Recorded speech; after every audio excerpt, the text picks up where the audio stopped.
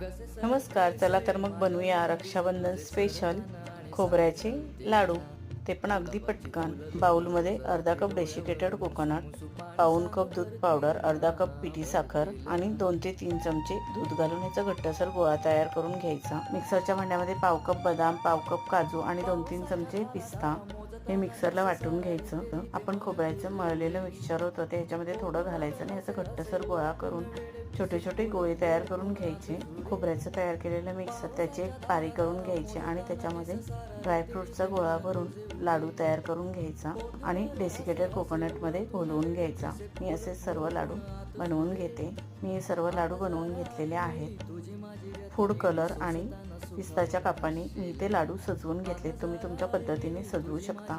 हे पटकन टेस्टी लाडू बनवून तयार आहेत। तुम्ही नक्की बनवून बघा। डिटेलमध्ये व्हिडिओ बघायचा असेल तर आपल्या चॅनलवर अपलोड केलेला आहे।